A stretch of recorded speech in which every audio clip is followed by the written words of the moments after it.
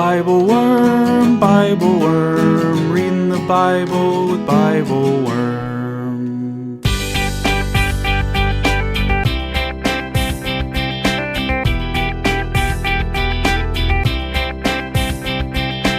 Welcome to BibleWorm, getting to the core of the biblical text. I'm Dr. Robert Williamson, professor of religious studies at Hendrix College and theologian in residence of Canvas Community in Little Rock, Arkansas. And I'm Dr. Amy Robertson, Director of Lifelong Learning and Music at Congregation Or Hadash in Sandy Springs, Georgia. We're here every week to discuss the biblical text, both as biblical scholars and as people of faith, one Jewish, one Christian. This week we're reading two texts from Isaiah that are not normally read together. The Song of the Vineyard in Isaiah 5, 1-7, and the description of the ideal king in Isaiah 11, 1-9.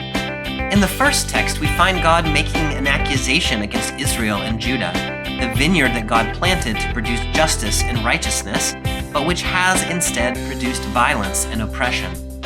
As a result, God removes the hedge around the vineyard, leaving it vulnerable to destruction.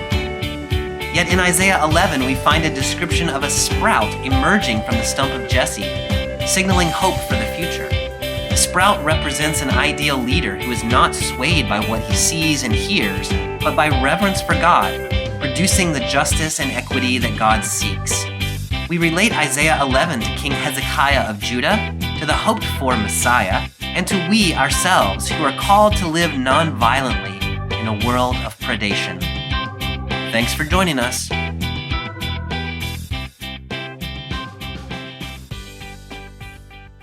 Hey, Amy, it's BibleWorm time. It's not just regular time, it's BibleWorm time. I'm trying to do new things because I always am like, hey, Amy, how are you? And then you're like, I'm okay. I know. How do we, yeah. So my new one is, hey, Amy, it's BibleWorm time. It is BibleWorm time, yeah. But that only leads you so many places. Yeah. Mm-hmm. You could ask me icebreaker questions. If you could be any animal dressed in any sort of fall apparel, what would you be? I really like the addition you stuck on there. Yeah. Dressed in any kind of fall apparel. Okay. Yeah, good. So I think I am going to be, this is kind of hard to picture, but it seems important. Like a spider, because there are a lot of spiders out in Atlanta this time of year. And I really want to be wearing like a scarf. I'm not sure if spiders have necks or it seems like that would be awkward, but I also feel committed to it. Yeah. I'm committed. That'd be like a full body scarf. Mm-hmm. Yeah.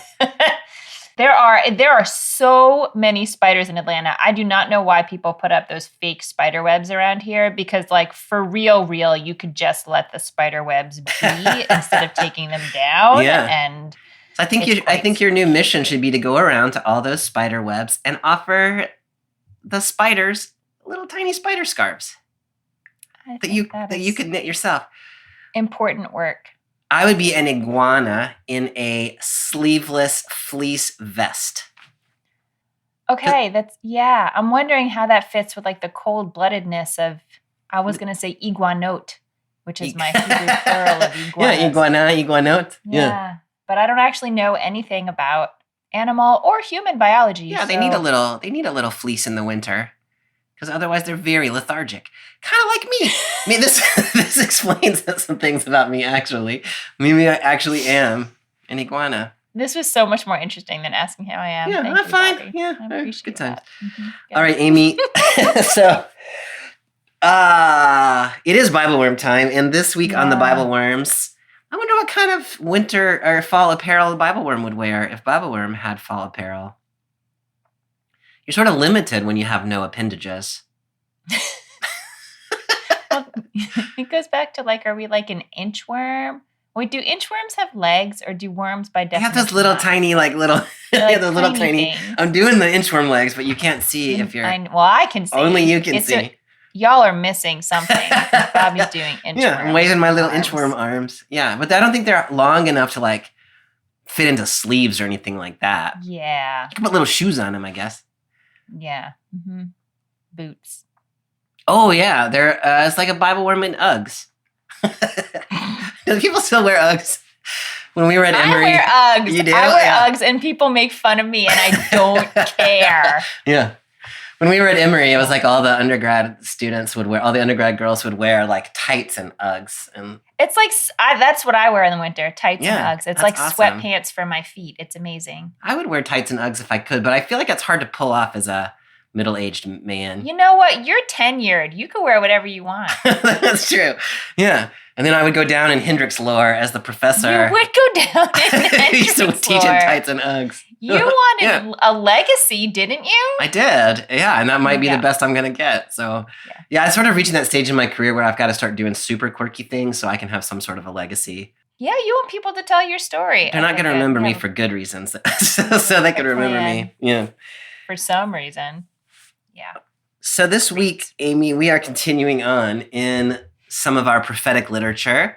We're in the book of Isaiah now, and we're in chapters 5 and 11, which are actually two really very well-known passages in the book of Isaiah. They aren't actually connected, in and of themselves. One is in chapter 5, one is in chapter 11.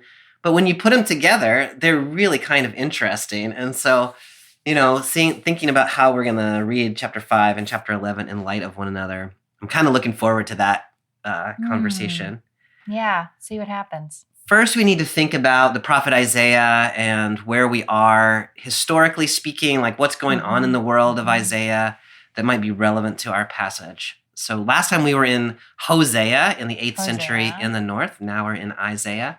What do we need to know to get us ready to read today? So the book of Isaiah itself is complicated in its authorship. It is often divided into chunks that were sort of written at different times, probably by different hands. But the texts we're reading today are all within one chunk, so we don't have to deal with that particular complexity. The best we know is that these texts are from a man named Isaiah ben Amoz, a prophet who lived in the 8th century, so around the same time as Hosea, but in the south instead of in the north. So this is after the north and the south have split. So they're two separate kingdoms. So I feel like Isaiah there's a lot going on politically at this point. There are real political threats from surrounding empires, namely Assyria. And Assyria is always sort of putting pressure on the smaller kingdoms to, basically pay them for protection. It's like mafia on the empire level here. And some of the kingdoms agree to do that, and some of the kingdoms rebel and maybe try to form a different alliance. It's a complicated political situation. It is really complicated.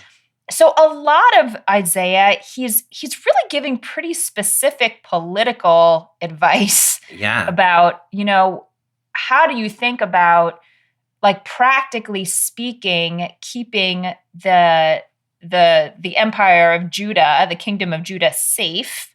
Do we rely on God for safety and not form an alliance? Or have you ever heard that joke about like the person who's like, there's a flood and they refuse all help because they're like, God will save me. And like there's the boat and they're like, oh, I don't need the boat. I've got God. And then there's the helicopter or whatever. Yeah. And then finally the guy drowns and goes to heaven and is like, why didn't you save me? And God's like, hi, I sent a boat. I sent a helicopter. Like, what did you think I was going to do?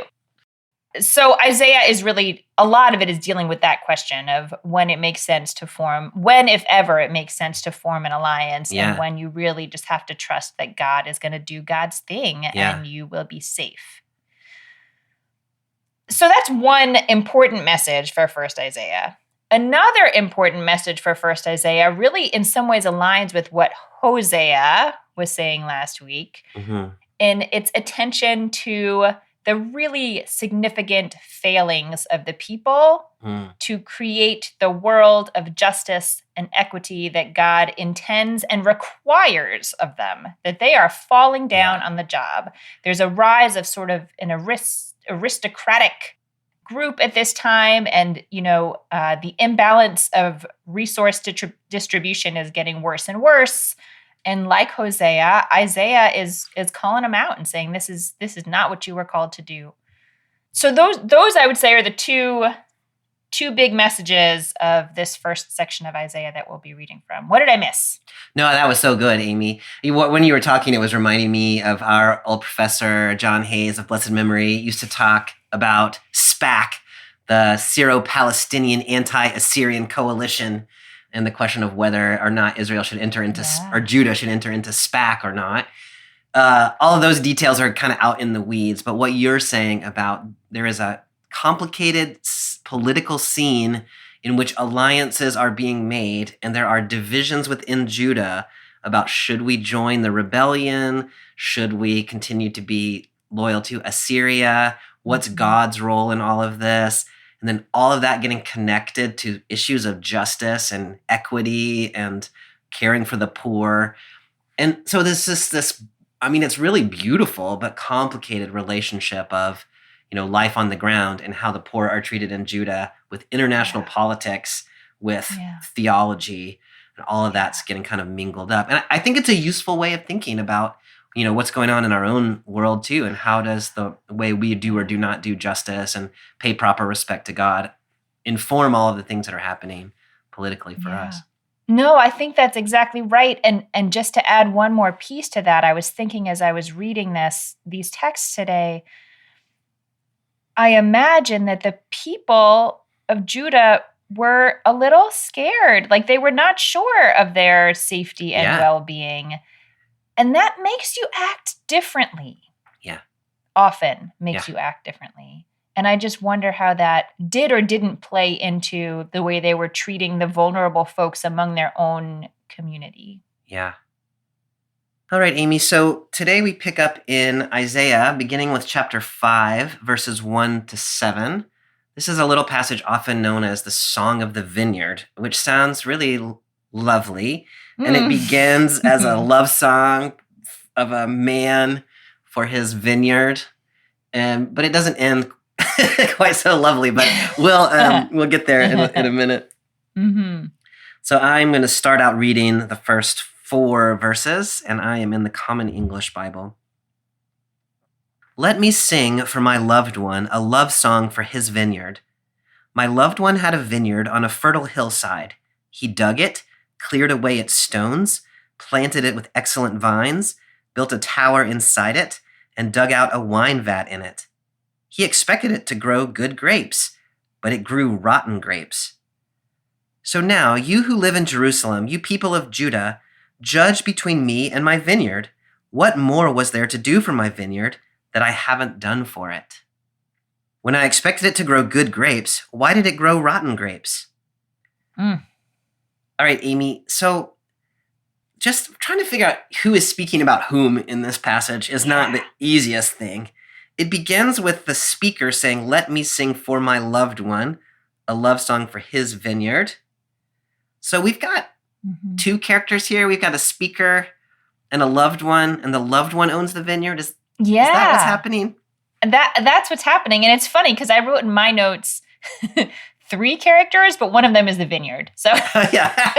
I mean, the vineyard does turn out to be a character. We don't really quite know it does turn out to be a character. But yeah, it's just sort of interesting from the get-go. I mean, maybe this is just sort of the life of a prophet, is that you kind of, you know, though Isaiah is a person of Judah, he is presenting himself as sort of out.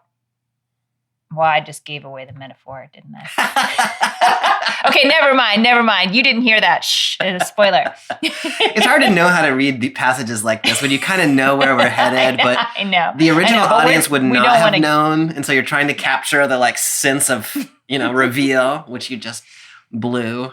I just blew. Yeah, I'm sorry, y'all. Okay. I'm sorry. So maybe we'll just leave it at that for now and say there is someone who's singing a song, but it's not a song about his own vineyard, and it's not really a song about his beloved. It's a song for the beloved about his vineyard. Yeah. So it's sort of like someone outside the situation describing it. Yeah, it's so interesting. I assume that we, in the let me is voiced in the text as the voice of Isaiah, presumably. And so Isaiah is singing about his. When I read loved one there, I just read like a really good friend of mine. I don't know if we should read something else in there or not, but like my my friend, like my dear friend, let me tell you, oh listener, a song about my dear friend and his vineyard. So it's someone who's close to Isaiah, someone he cares about, but it's not about him. Yeah. And it draws the listener in, like the puzzling nature of who's talking to whom. Like if you try to imagine, like what would it have been like to hear this originally when we did not know, like when we have not ever read it before, you kind of get drawn into this thing that is happening. Like, oh, it's Isaiah's friend, and let me hear the story about him. Can you just talk a little bit about the way the loved one builds the vineyard and what that? I mean, I don't even know. Like, I don't know that much about building vineyards, but can you help us think through the either? Yeah, but through I the can. imagery? But I was trying to think about sort of what does this evoke for me? Yeah. And the first part of it, he broke the ground and cleared it of stones. Mm-hmm. That is hard. That is back-breaking work. Yeah. So I guess maybe that's all I have to say about that. But this is not just like, oh, what a pretty garden that I enjoy looking at. Like there was some real labor and pain that went into creating this. And then planted it with choice vines. And then I have to say I was a little surprised to see the watchtower appear. Yeah. What do you make of the watchtower? Yeah, I mean, I'm totally with you on the hard labor that has gone in. My wife and I have had this sort of crazy backyard that the people before us grew these beautiful flowers, but we just don't have the time for that. And so like our yard kind of got out of control. And so we needed to redo our yard. And it was very much backbreaking work to the extent that we were just like, we can't break our own backs for this. So we like paid somebody else to come in with like a machinery and do it. But this guy doesn't do that. This guy is like out there in the dirt, picking up the rocks and doing all of this labor, the hard work for the yard. That watchtower, I read that, yes. I don't know if it's just about animals, but also about protecting the vineyard from people who might try to come and I don't know what they would do, steal the grapes or plant some weeds, like in that parable in Matthew that we read. Yeah. But it's very much a sense of protection. So putting the stones around and putting the watchtower in, there's a sense in which, he's planting the vineyard and also he's establishing like a safety net or a safety perimeter. There's going to be a wall around it. I think that's what he's doing with the stones. I guess it doesn't quite say, but he's building the tower to make sure everything is safe. So he's created a safe environment for these grapes to grow.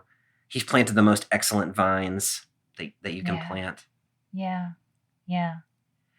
The little bit I know about growing grapes, for a vineyard anyway, is that they don't produce right away, that they take like 3 or 4 years before they're really to full maturity. So not only is there a labor investment here, but there's also a time investment, this sort of patient watching and tending and protecting this vineyard. Yeah.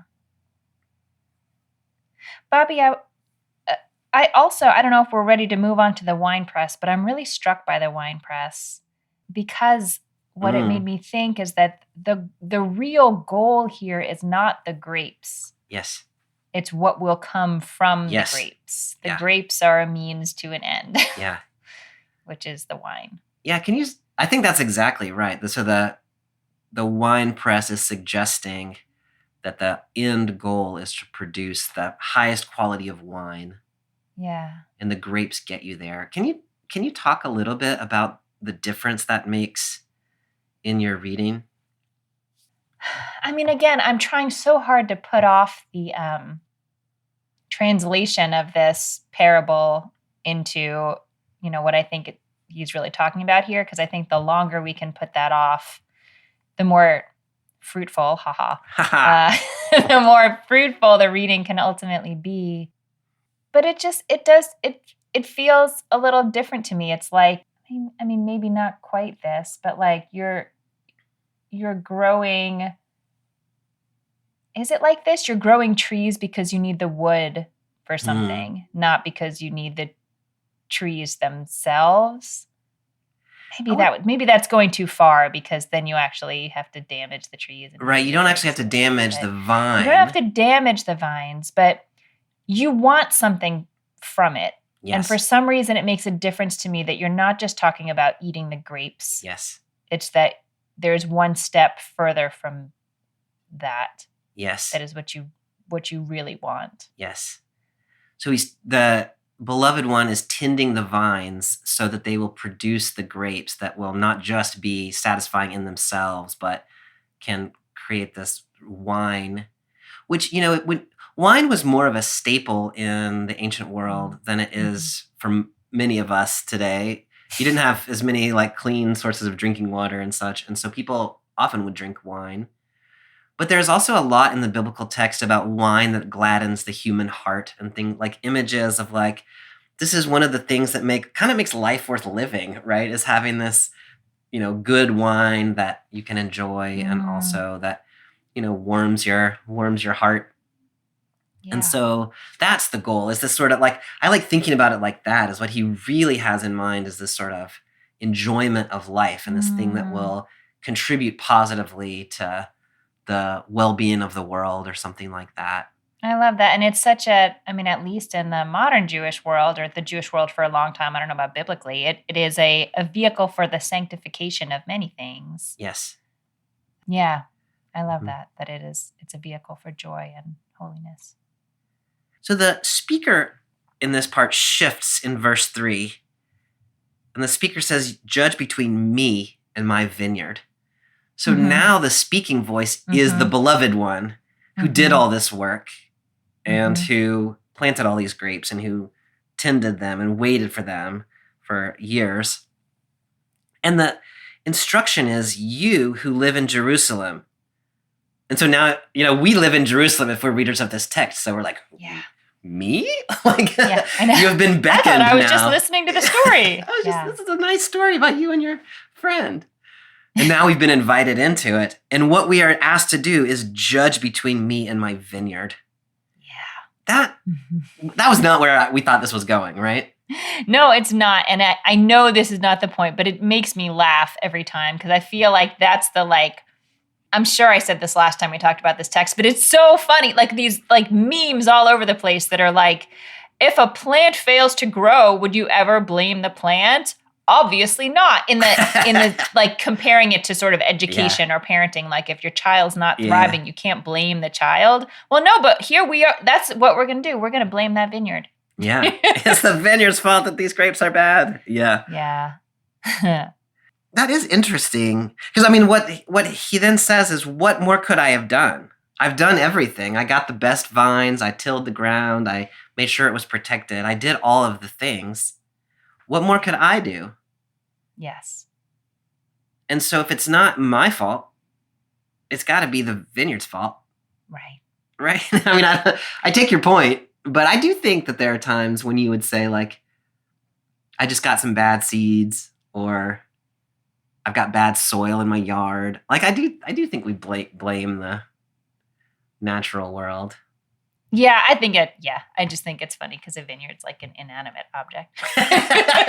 Judge between me. However, I understand this is a... yeah.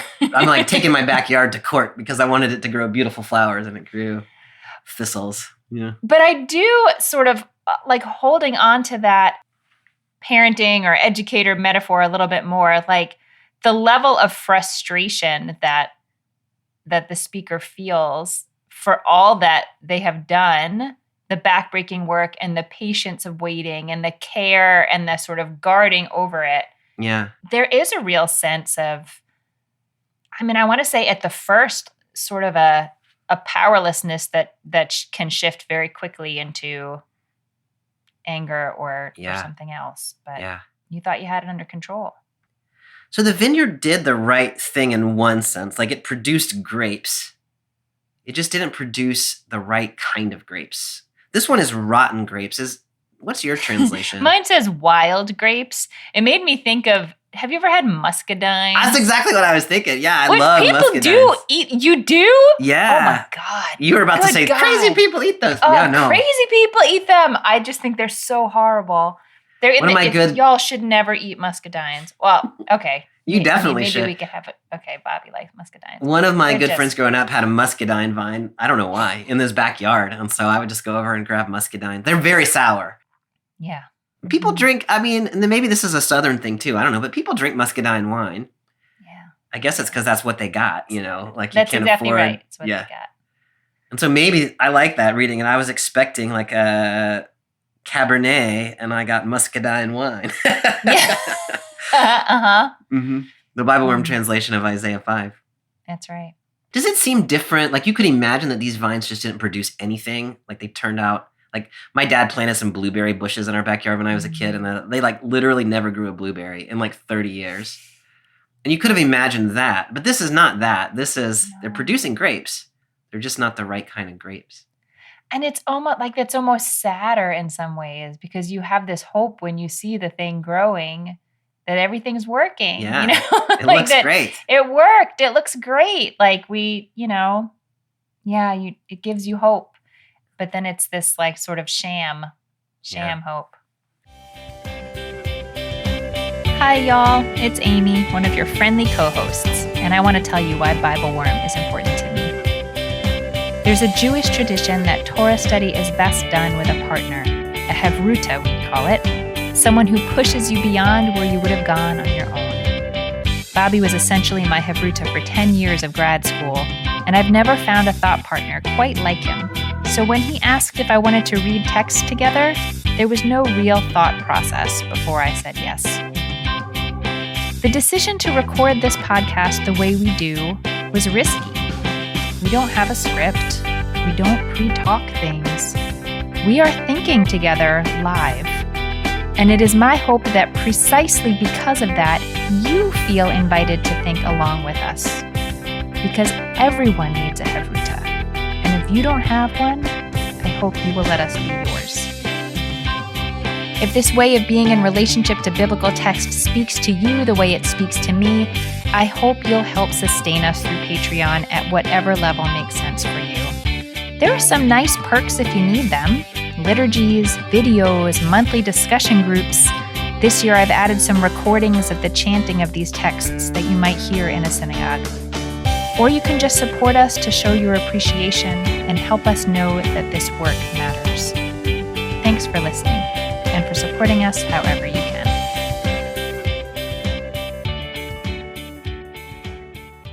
All right, well, let's continue on and see what happens next. Okay. This is still the beloved one, the vineyard grower who is speaking. Mm-hmm. Now let me tell you what I'm doing to my vineyard. I'm removing its hedge so it will be destroyed. I'm breaking down its walls so it will be trampled. I'll turn it into a ruin. It won't be pruned or hoed, and thorns and thistles will grow up. I will command the clouds not to rain on it.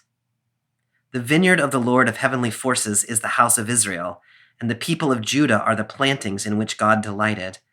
God expected justice, but there was bloodshed, righteousness, but there was a cry of distress. So that obviously this sort of takes a turn at the end of verse 6, and so we're like, oh, there's something more going on here than just a beloved and a vineyard.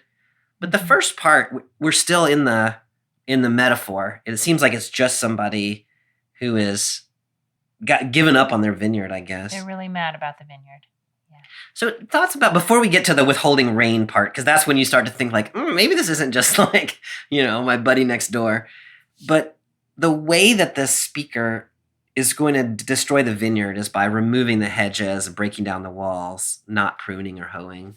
Do you have thoughts about that way of talking about destruction? I mean, it's like it's not straight up destruction. It's just removal of all care and protection, and sort of let whatever happens happen. Yeah. Except maybe commanding the clouds to drop no rain on it. That seems a little spiteful. Yeah. Yeah. Yeah, that's interesting. It's, it at first blush, again, like, because it's a vineyard, it's an inanimate object. Like, I always find the anger of this speaker a little amusing. Yeah.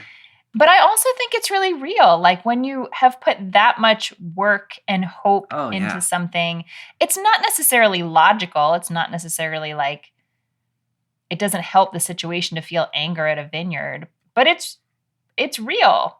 Yeah. So it's interesting here that he doesn't set the vineyard on fire. Yeah. He just angrily removes, but he also doesn't just abandon it. Right. He intentionally takes down anything that might have protected it.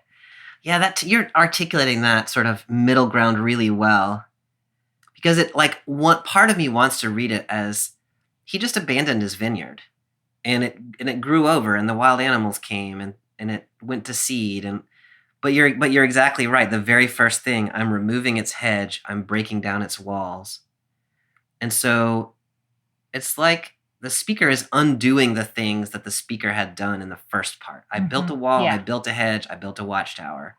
Okay, I'm just going to take all that away and then see what happens to you naturally. So there is, it's not just the not putting in any further effort. It is actually undoing the effort that had been done before. Right. And then letting nature take its course. Yeah.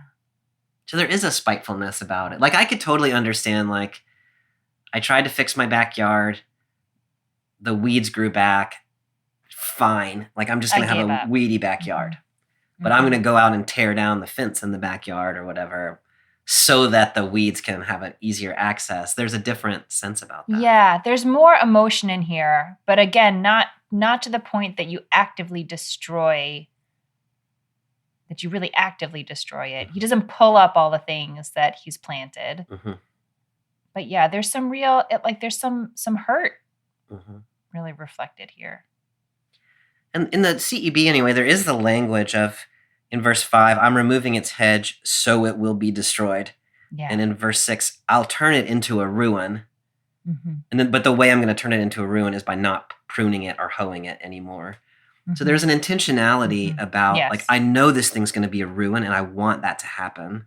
Yes. But I'm not going to be the active one destroying it. I'm going to let the vineyard see what will happen to it. Right. It's exactly like if you imagine, again, sort of personifying the vineyard, that you want the vineyard to see that without your care, it will fall apart. Yeah.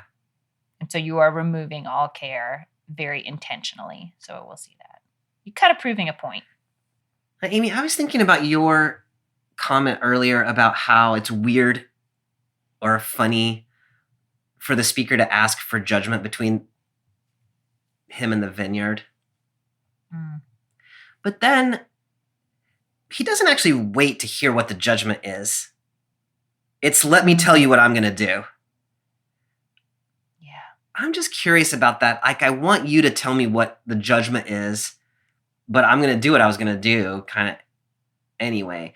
Do you think this poem is assuming that the judgment is a negative one? Like the people are going to say, oh, it's totally the vineyard's fault? Or do you think this poem is saying it doesn't actually matter what you, dear reader, think? Here's what's getting ready to happen. Or does it make any difference? It's a good question. What is the point of asking the listener to be the judges? Yeah. Other than, to sort of ask. I mean, it does certainly shift the mindset. Yeah. Of the listener. Yeah. But you're right. We don't actually need the judgment. What we need is the listener to shift the way they're interacting with this story. There's one way of reading that reminds you of the parable that Nathan tells David after the Bathsheba incident, where he tells a story that gets David to say, that guy was in the wrong. And Nathan says, you're that guy.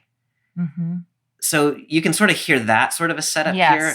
Yes. So if you read it that way, then the speaker says, what should I do? And then people are like, that vineyard's totally their fault. And then the vineyard owner is like, I'm going to destroy it. And so you get that kind of message where the people are going to end up implicating themselves. If you read it the other way, which I kind of like, is not the way I naturally read it. But if you're like, let me judge between me and my vineyard. And the people are like, what are you even talking about? Like, your vineyard is an inanimate object. And then the message is, it doesn't matter whether you think it deserves judgment or not. I think it deserves judgment. And so at the end of the day, your opinion doesn't matter. I mean, I feel like if the question had been, what should I do about my vineyard? That seems like a much more, a question that is easier for me to sit with. Yeah. But saying judge between me and my vineyard is just funny, Yeah. funny language Yeah. for me. So the big reveal, I mean, it's kind of been slipping toward the big reveal, especially when the apparently like guy next door commands the clouds not to rain on the on the vineyard. You start to think like maybe this guy is not just a guy. The big reveal comes in verse 7, right? The vineyard of the Lord is the house of Israel. The people of Judah are the plantings. And then God turns out to be the beloved, expected justice, but there was bloodshed, righteousness, but a cry of distress. Like this whole thing has been building towards this moment. It turns out to be some sort of a prophecy. Can you just talk about once that clicks in verse 7, like how that informs the reading of the poem?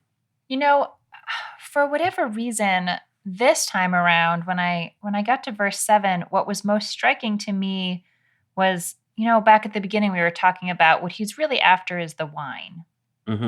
And here it sort of talks about the house of Israel as the seedlings or the men of Judah.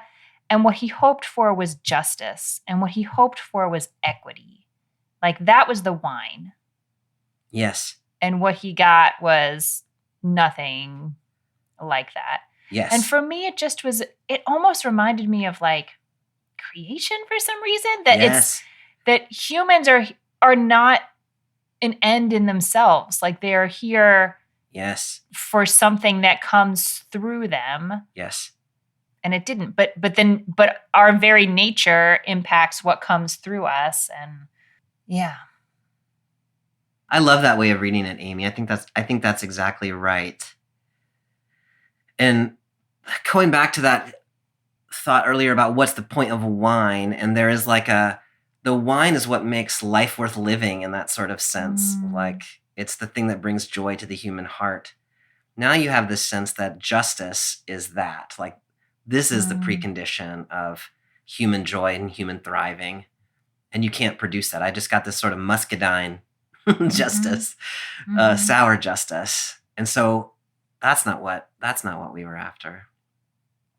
There's this beautiful rhyme, it's not a rhyme, it's a word play in Hebrew. The prophet says, God expected justice, mishpat, but there was bloodshed, mispach. God expected righteousness, tzedakah, but got a cry of distress, tze'akah.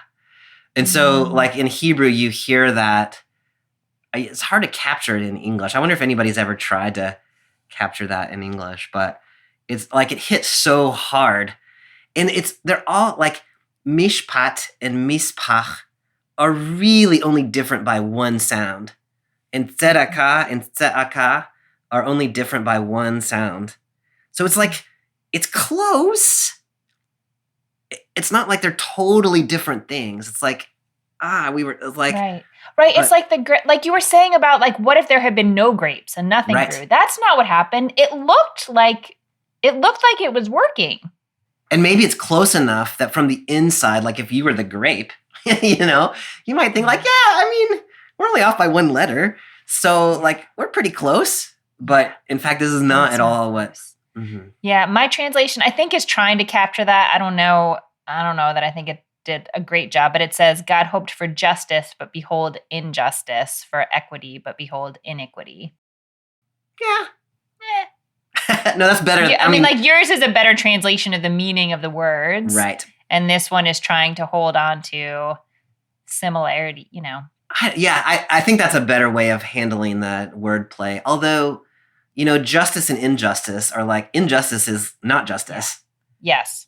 Right. It's not just like a little twisted perversion of it. Mispach, like if you weren't paying careful attention, you might think it was justice. That's right. Which to me leads down this whole path of like, what are the things that we call justice in our own time that are not actually just?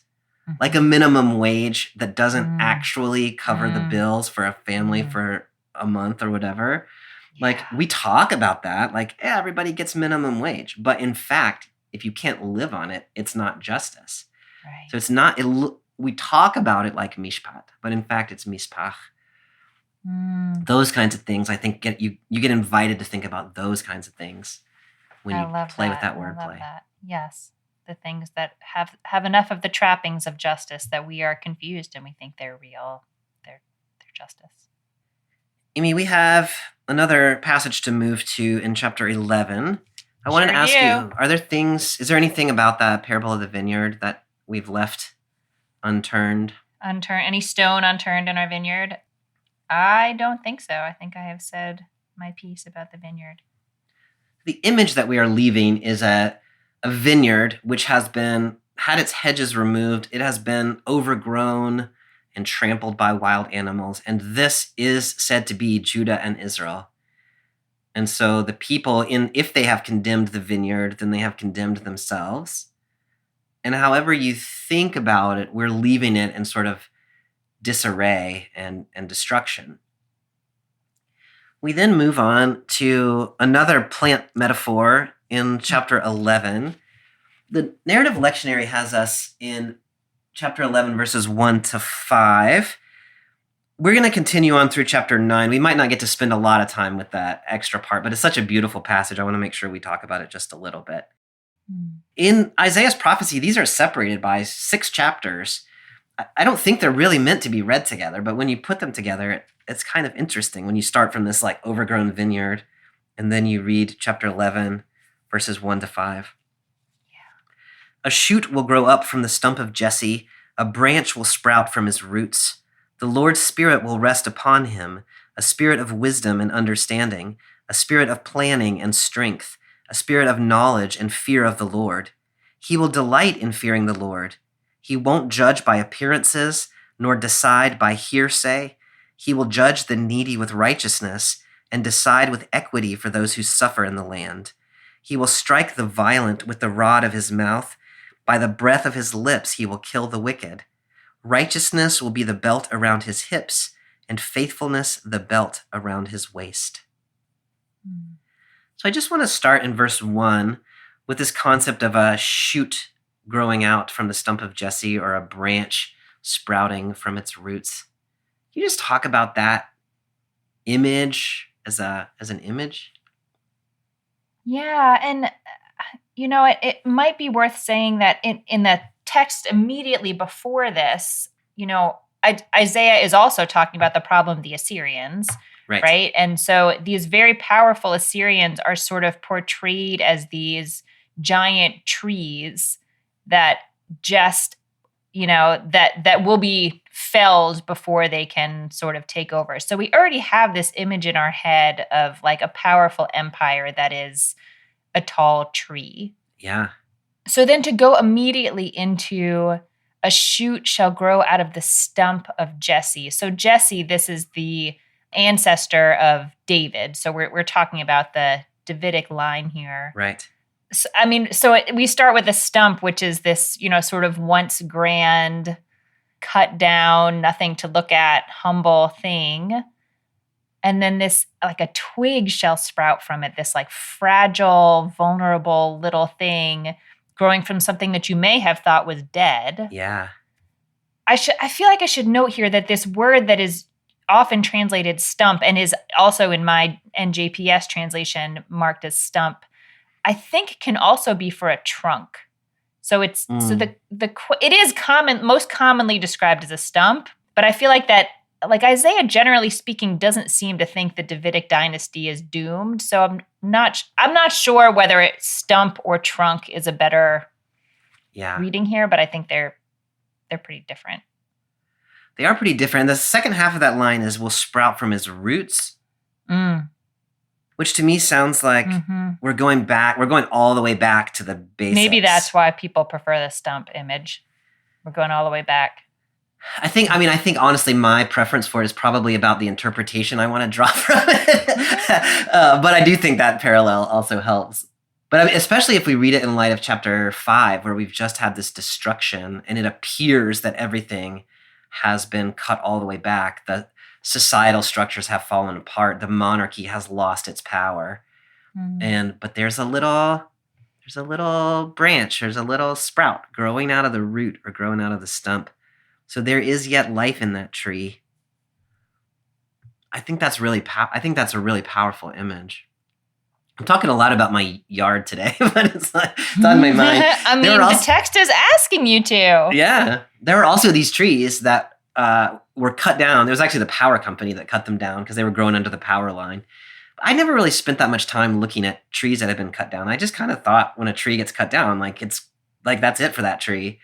But those little trees are like shooting out all kinds of little sprouts, and they really are coming out of the roots. Like the stump part is dead, but they're coming out of the roots, and it's just what appeared to have been completely destroyed. You can see, given enough time, it has the will, the life force to grow back into a tree again. It's a really powerful image for somebody who's experienced destruction. It feels like there's no hope. Yeah. So it turns out that this sprout is identified here as a him, a person. It has these certain kind of characteristics. I want to come back to the question of who is the him. First, I just want to talk about the characteristics of this person. I'm picturing Groot. I just have to put that out there. I have to not picture him from what is it? That Galaxy Avengers Guardians of the Galaxy. Mm-hmm. Guardians of the Galaxy. Yeah. Okay. That's who the him little is. Tree guy. Continue. The little tree guy. Yeah. Okay. Continue. So they're in verse 2. In verse 3, we've got the Lord's Spirit, wisdom, understanding, planning, and strength, knowledge, and fear of the Lord. Thoughts about those characteristics as the particular characteristics of this leader? I mean, I feel like these are the hopes that we have had for every leader of the people, for every king. Mm-hmm. And it just seems to get twisted into human power and abuse of power so quickly. But this is not new. These are not new ideas about what we want. Right. It's just, it seems like the image is that all the power and grandeur has been stripped away, and we're going to try again, mm-hmm. against all odds. We're going to try again with these same core ideals. The part that really draws my attention is the end of verse 3 into verse 4. Mm-hmm. He won't judge by appearances or decide by hearsay. He will judge the needy with righteousness and decide with equity for those who suffer in the land. Yes. Can you talk a little bit about that imagery? First I asked, that's a big ask. How do you not judge by what your senses can tell you? Mine doesn't have hearsay. It says by what your ears perceive. So hearsay changes a little bit, but I like that. I like your translation. Yeah. You're not judging by what you can see and hear. Yeah. And so what does that mean? That's, and sort of what I can come to, I guess, is to always know that there is more to it than what you can see and mm-hmm. hear. And then leading that into judging the poor with equity feels so true and poignant to me. And I was thinking about the ways in which once someone is already sort of economically downtrodden, the way that they might look or sound reinforces some notions that people have over what, it seems like, oh, well, the reason you don't have more wealth is because whatever, you smell weird. Whatever. Well, if you've been living on the street, you'd smell pretty weird too. But it reinforces these ideals we have of what makes someone honorable. And so it is really misleading. I love that so much, Amy. And thinking about my friends at Canvas Community that I worship with on Sunday nights, and that's exactly who they are. They're flawed, amazing, beautiful people like we all are, but they look a certain kind of way, mm-hmm. and they've had certain kinds of experiences. They mostly have, felony records. And, when you judge by what you see and hear, it is very much possible to say they kind of deserve what they've got, and therefore I have no responsibility here. That's exactly right. But if you ignore all of that and say, no, mm-hmm. the poor deserve justice, and Mhm. that's the thing, then Mhm. all of that other stuff goes away. Mhm. That's lovely. It goes back a little bit to that mishpat thing that we were talking about earlier, that it's if you hear it and it's close enough, Yeah. then maybe you think it's good enough. But if you just have justice in your mind, Yeah. things become clearer. Mhm. The end of verse 4, so there's violence here. He will strike the violent. He will kill the wicked. But the weapons that are being wielded are the rod of his mouth, the breath of his lips, the belt of righteousness, and the belt of faithfulness. I don't know if the belts are weapons or just holding his pants up. But anyway. Mine has the girdle, which is a it's a whole other thing. image. Yeah. The spanks of righteousness. Stop it. Anyway, sorry, I took us astray there. We were getting ready to say something profound.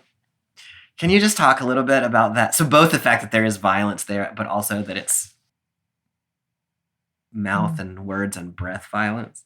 I mean, I think this text doesn't have the illusion that there are not hard things in the world that have to be dealt with, and even things that we might consider like battles.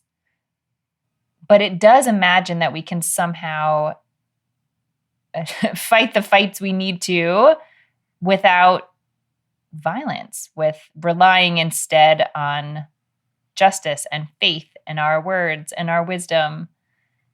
So I read that, the belt sort of is like, you talk about like gird your loins, whatever. I don't know what exactly that means, but it means you're going into war. Like, right. Tie your skirts up around your waist. Yeah. Yeah, like you're getting ready. And so somehow that becomes justice and faithfulness instead.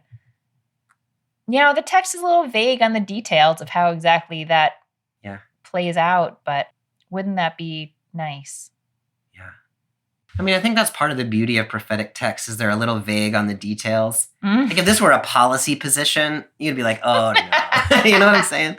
So you want to feel inspired about, well, what would it look like to speak truth in ways that defend the poor from the violent? Yeah. And then we can come up with our own policy positions. But first we need the possibility that one could do such a thing. And to be willing to speak truth in a way that has the, power, metaphorical power, actual power, I don't know, that is akin to something that you could do with a weapon. Yeah. Like use speech in all of its power. Yeah. Or faith in all of its power. And to take those things as real. I mean, I have said power too many times, but not just as sort of these like, soft characteristics, but something you can actually do something with. Yeah. So, Amy, this text in the Christian tradition is actually often an Advent text, which is kind of interesting that we're not in Advent yet, and we're talking about this text. It is, as you would imagine, most often understood as a reference to Jesus, a prediction of the Davidic Messiah, who in the Christian tradition is understood as Jesus. I'm curious, first of all, how it is read in your tradition. Is it a Davidic Messiah kind of figure? Yeah. I mean, it's a yes. It is a messianic text in the Jewish tradition too, and so that can mean different things to different people, but it definitely envisions an age that is led by an individual where things are profoundly different from how we imagine is possible right now. Do you have an imagination about what Isaiah was talking about? Was he imagining such a distant future? I don't know, Bobby. Do you have a thought about that? Isaiah, the dating of things in Isaiah and what's a late redaction and all those things are always complicated. But to me, the most plain sense reading is here we have a Judah that is under threat from Assyria.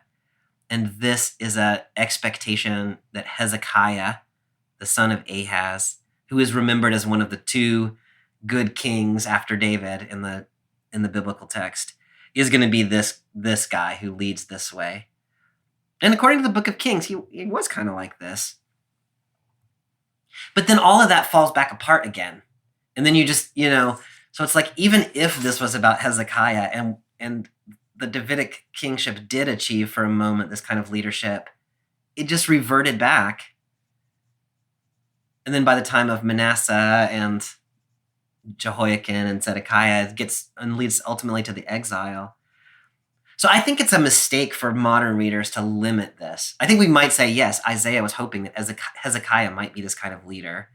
But I think as modern readers, we need to say, okay, well, yes. Well, yeah, how do we use this text? And also, yeah. Mm-hmm. Mm-hmm. Do you have thoughts about what you were saying there's all kinds of ways that one could take that sort of messianic expectation? Is there one that you like to, or one that you prefer to read?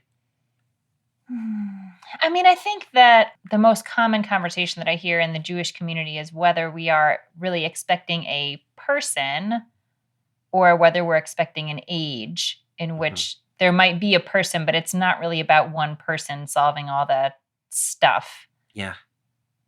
I don't know, Bobby. My messianic hopes are a little weak at the moment, so I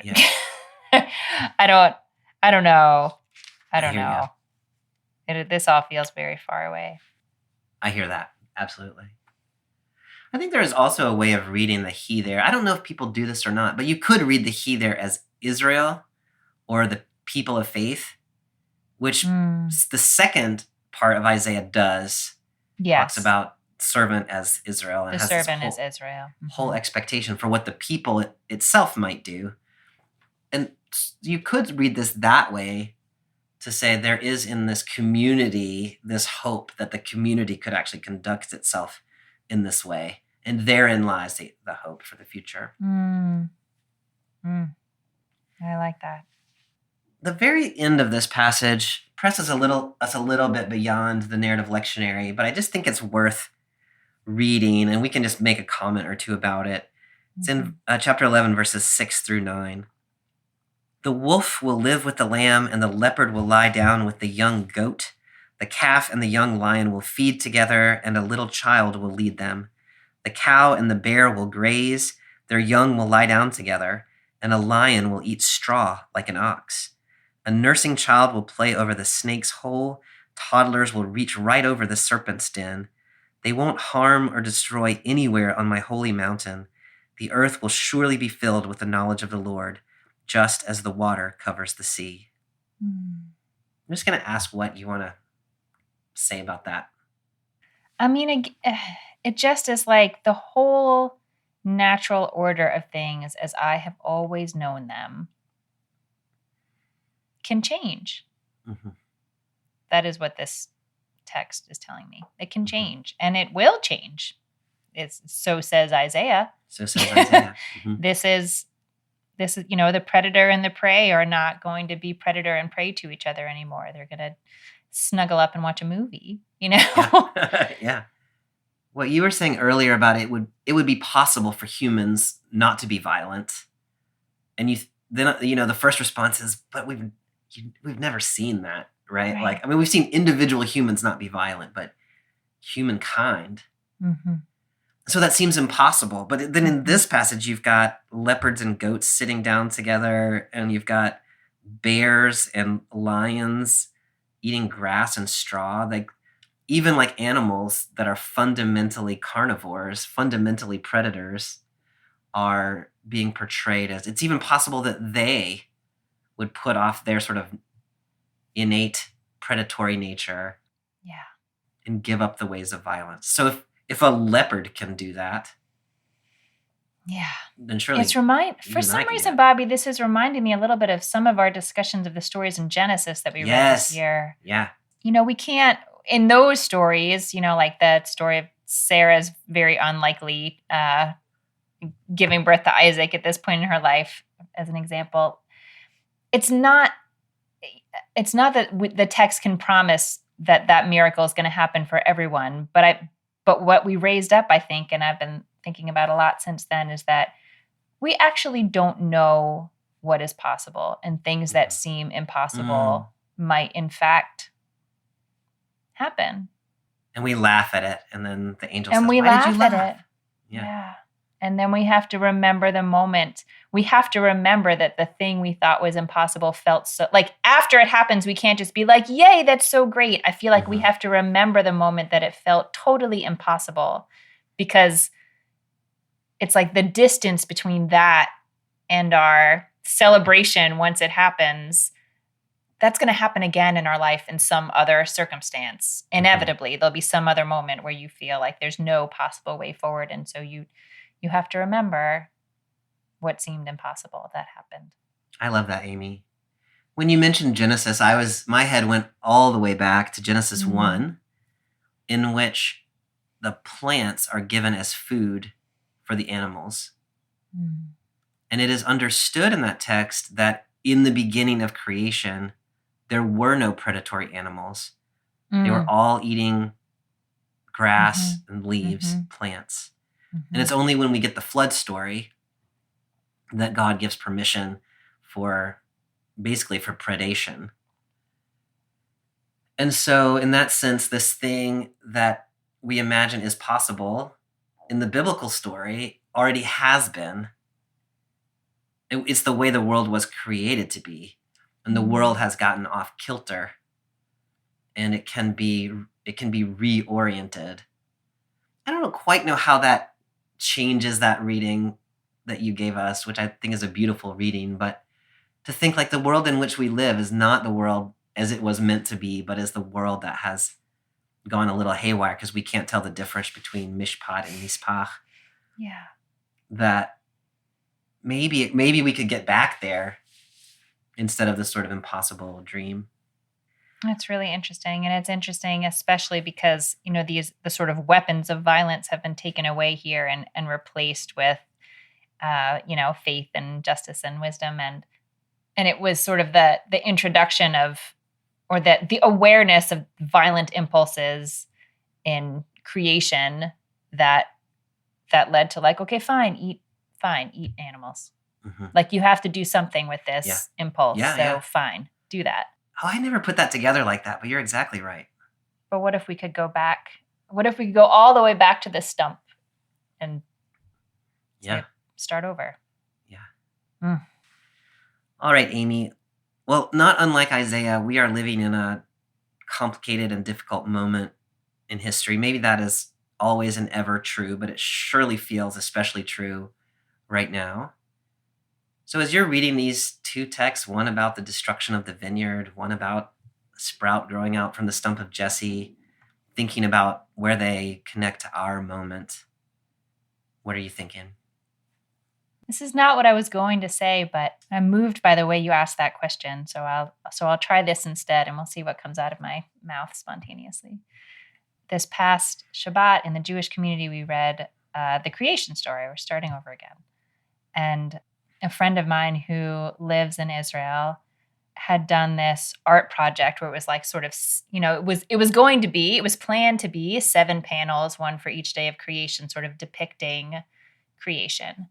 But she included an 8th panel for the tohu vavohu, which is the, unformed chaos and void that is described in Genesis 1 as what was there before anything. And she said, I feel like we're there. Like everything has been cut completely back and we are in the chaos and we're going to have to rebuild in all the ways. And so I don't know if I'm quite ready to sit with the hope of Isaiah at this morning. I don't feel very hopeful today. Yeah. But I do really like I like how this conversation sort of opened up those connections and those possibilities of even when things seem so, when you're just at everything has been destroyed, it seems. What possibilities could that possibly open up for something different in the future? Yeah. I really love that, Amy. Thank you for that. What are you thinking about this text today, Bobby? These texts? Well, I think in both of these texts, for myself, I'm connecting the two. And the connection is about imagining our own responsibility, both for the injustice that is in the world and for the future hope that is yet still possible. Mm. And to me, that vineyard text, judge between me and my vineyard. And then when we say, well, of course it's the vineyard's fault, it comes straight back at us, right? It's actually that you are not doing justice. And so I'm reflecting on that and the ways in which I take mishpach as close enough to mishpat. If I don't pay close attention, they sound kind of alike, even though they are fundamentally different. And I'm trying to think about, and I think this text is an invitation to think about the ways in which our own lives, even as they try to approximate justice and righteousness, are actually contributing to violence and the cry of the oppressed. And to be serious about that. Yeah. And to live just for a minute with the possibility that some of the devastation that we see around us is not happenstance, and it's not God's direct action as punishment, but it is the hedge was removed, and we are reaping some of our own plantings. And what does that mean for us? It's painful to think about, but I think it's important to think about. Yeah. The Stump of Jesse text, to me, in my tradition, this is a text about Jesus, and I think rightly so. It's a beautiful image of what the world can yet still be like in the future. And so I want it to be that in my tradition. And also, I want to come back to the reading we were working on right there at the end but it's not just about Jesus. This is also about our community and my community and me. And how am I going to enter into the world in the opportunities that I have to be a leader and to make a difference? And am I going to come in not judging by what I can see and hear, but by the law, by the Torah that's put out there? This is what matters. And am I going to be somebody who speaks truth and who operates out of reverence for God and who seeks justice for the poor in real ways and not approximate ways? Yeah. I will leap for joy when Jesus comes back, or the Davidic Messiah comes back, or the Messianic age comes upon us, and all of that happens without me having to do it. But in the meantime, I think we're invited into this struggle for that. We are the inbreaking of the future kingdom. We are the beginnings. We are in that sense, the sprout of the stump of Jesse. And so we need to start sprouting. And I think sometimes I get so overwhelmed by the stumpiness, the destruction, that I think, what can be done? But this text is like, you gotta start, find the life that's in you, and put the good that you can into the world in these kinds of ways. And that's how it all starts. Yeah. In the Jewish community, there are, we talk sometimes about the ways that we can hasten the coming of the Messiah. Not that we ourselves become the Messiah, but that, yes, through our actions, we can press the issue. Yeah. We can press the issue a little bit. No, I love that. Yeah. Christian language tends to be about the inbreaking of the kingdom. Like we are visible manifestations of a kingdom that has not yet arrived, but yet you should be able to look at our communities and see it, which is not often the case. See it reflected. But it could be. All right, Amy. Next week we are going to be back in the narrative part. We're going to be in 2 Kings 22 and 23, which is the story of King Josiah discovering what may or may not have been the book of Deuteronomy in the temple. Fantastic. Great. I look forward to it. All right. I'll see you then. I'll see you next time. Take care. You too. Bye. Bye. Thanks for joining us for this week's episode of BibleWorm. If you've enjoyed this free podcast, we hope you'll help us keep it going by joining our Patreon for as little as $4 per month. You can also sign up for other goodies like early access, video lectures, weekly liturgies, and more. Visit patreon.com/BibleWorm podcast for details. BibleWorm is produced and edited by Bobby Williamson. Our theme song is sung by Colin Bagby, and our theme music is The World at Large by Dano Songs. Many thanks to all of our Patreon supporters for helping make this podcast possible. Join us again next time when we'll discuss the story of Josiah discovering a scroll of Torah in the temple, as told in 2 Kings 22, 1-20, and 23, 1-3. Until then, keep on digging.